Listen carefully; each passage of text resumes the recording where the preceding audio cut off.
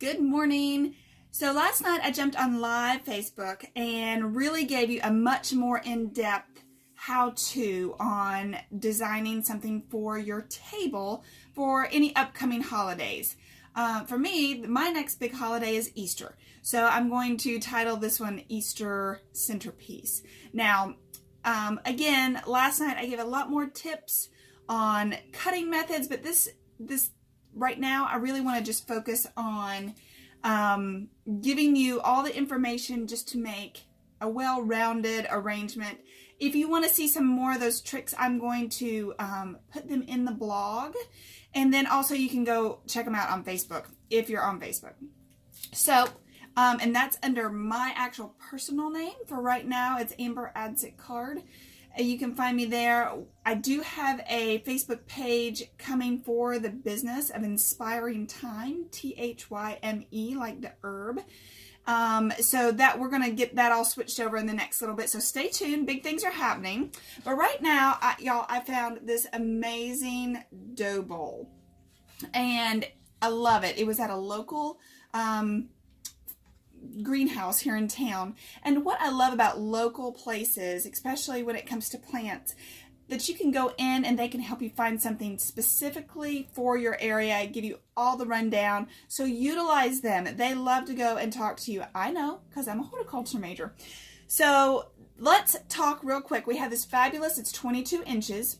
Again, these are just recommendations of things that you could use, suggestions, but look through your house. I know at holiday time we love pulling out family antiques or heirlooms. So look for those pieces. When you have family come over, they love to see that those pieces are being used. I have my egg plate that I do my deviled eggs on. So that's going to be kind of my special ode to family right there. Okay, so 22-inch, it's wood. Y'all, I love earthy and organic, so that's what we're going to start with. Now, you'll see that in the video I did last night, I did things a little bit differently. Y'all, in the middle of the night, it happens to me all the time. I woke up and I go, oh, let's try it this way. So we're going to do a little bit different rendition. Check out both places to see which one you like better. So this is just a fruit compote bowl. What I've done is just add a fern from my local greenhouse. This little guy loves to be under trees. So he is great to go in your house. They like it. They like their roots to be damp. So make sure you water him. They dry out, and once they dry out, you're not getting them back. Now, because this is glass, we want to cover up our mechanics, which is this pot. So we're going to put him in and fluff out the moss that I have. Y'all, I'm still working on this whole videoing thing, so just bear with me. I'm going to give you some up-close personal. I might even take photos to show you a little bit better as we go through the vlog. So just bear with me. I'm up for any tips that you have to share with me about how to be better at videoing. Not my forte just yet, but I'm working on it. So what I'm going to do is add just a little bit more moss around the base, because we don't want to see that pot. Now you could purchase a ceramic pot or something like that. That would be fabulous if you want to do that. But for me, I love this organic, very green, very lush. And to me, this just screams, if you've read some of my blog posts, you'll see I love moss. Always have, probably always will. Okay, so now we've got this beautiful mound. We've got this contrasting texture of clear glass, whimsy fern. We've got our moss tucked in, so we are ready to go on this. Now, yesterday I had it pointed out this way, and it was fabulous. But I got to thinking I wanted more height. So, here is a piece of foam. Oh, let's backtrack just a second. Because this is wood, I cut a piece of just cellophane that I had that I do baskets with. So let's lay that down first. And we're going to tuck it in a little bit better. Yeah. And so all this is going to do is protect your wood. You don't want to get it wet. And I am about to lay this piece of foam.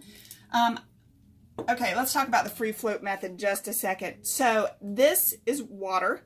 with a piece of foam in it. I found this foam actually at the Dollar Tree. I love the Dollar Tree to find mechanic pieces. It's perfect. I'm usually a floral foam snob, so I usually use the Oasis brand, but you have to buy a big box. Because I was in the industry, I always needed a big box. But for you, I used this last night. It worked perfect for what I needed it for. So it's a little round piece of foam. Fill your container with water. Set your foam right on top. Don't push it down. Just let it absorb the water. You really only need about 5 to 10 minutes, but make sure it has sunk to the bottom on its own. So now we're ready to put this. We're just going to put him right here on the bottom. Again, I've got plastic covering my wood. I do know that my head is cut off. I wanted you to see this more than my head this morning. So, also, as I was looking at the photos that I took, I wanted to point out these are not red. They're really super hot pink, very vibrant. Because most of our colors at Easter are pastel, I'm really wanting to play off that nice, bold color. Okay, so we have this beautiful, very organic look up here. Down in our foam, I wanted to try a little bit something different than what I did before. So we're going to tuck it in a lot tighter, but give it a very structured English garden look. So if you've ever been to Europe, not just England, but to Europe and look through some of their beautiful gardens, a lot of times they're very structured. So I want to give one element a lot of structure. And how I'm going to do that, y'all, cut at an angle. I'm going to leave him standing up tall, okay? Same way with this one. And leave. You might want to take off some of these leaves eventually, but leave them on right now. See how you feel. You can always remove those as you go. Okay, I'm kind of stair-stepping down here.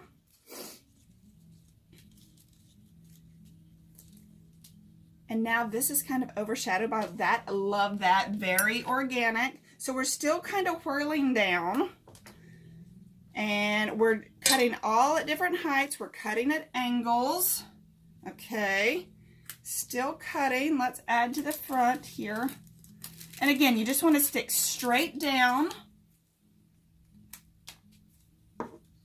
And maybe right down here in front, you want to keep them all level. That's very fun.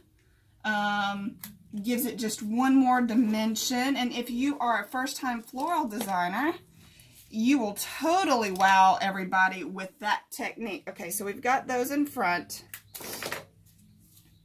Now remember, we're going to cover, you want this to kind of act like it's peeping out. That's what you want that one to act like it's doing. Now don't worry, I haven't forgotten the back.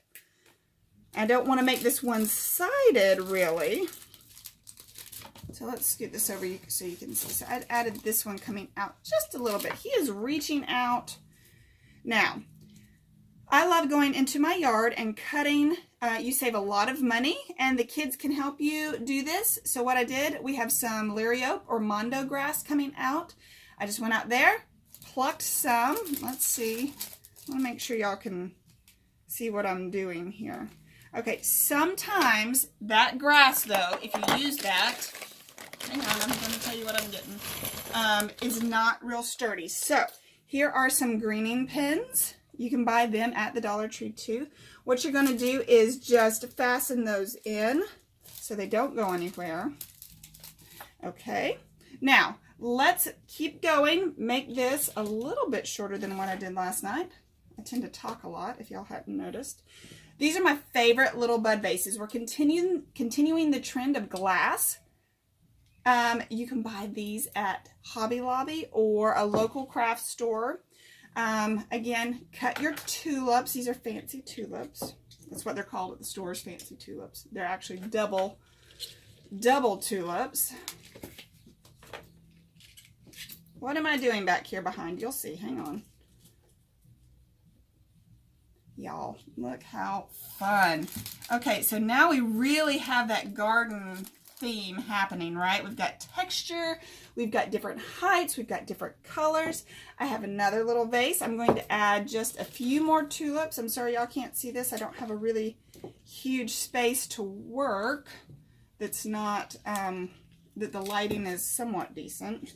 So we're going to do the same thing. You're going to add 2 blooms in the same fun vase to the back. Now, all we're going to do, favorite part, add your moss, and you're going to just tuck it in around the foam so you're not seeing your mechanics.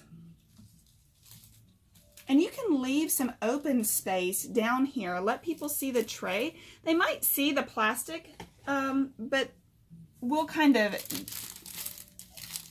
tuck this in well enough to where it's not going to be super obvious. So there we go. I see a little piece left. It's kind of neat having a camera. I had never really thought about it. See how I tuck that in? All right, guys. Just a little bit of fun over here.